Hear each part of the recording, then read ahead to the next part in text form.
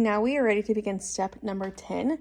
Step number 10 states measure across the length of the cover and divide into thirds. So if you are measuring, you're going to measure across the bottom. You're more than welcome to measure. I personally like to fold it to get the best fold for your final outcome. So what we're going to do is we're going to take if yours is the same, it should be the right side, so the long side. Now, sometimes our projects get turned around, so your long side may be over here on the left side. As long as you take the full long side, which is your 14-inch side, and we're going to fold it across to meet at this top corner where our angle starts. So we're first going to fold this because we're going to fold it in thirds. We're going to go ahead and start by folding this first. Now, we are going to want to fold the angled side across. Now this fabric is kind of hard to see, but you can see that my edge doesn't match up with the edge. So we are going to keep working with this fabric until we can get the perfect fold in thirds.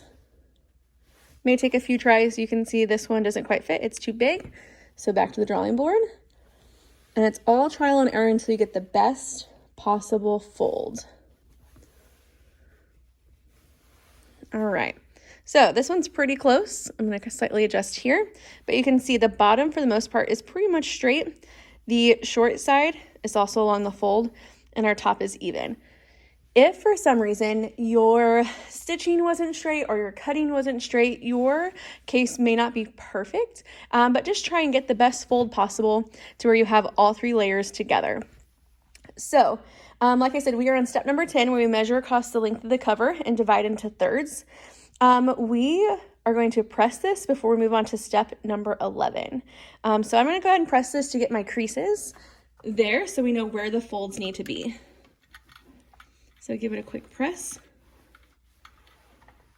I'm going to open it up so I can get this fold really good. Move back a little bit so you can see it a little better.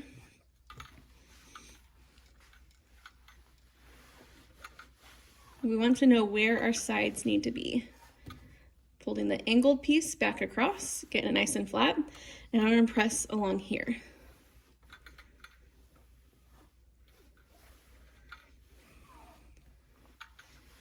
Once again, I'm pressing this at the same time just to make sure we know where our fabric needs to be folded.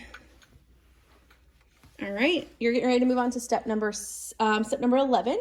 So I'm going to pause the video and then we'll move back to our sewing machine.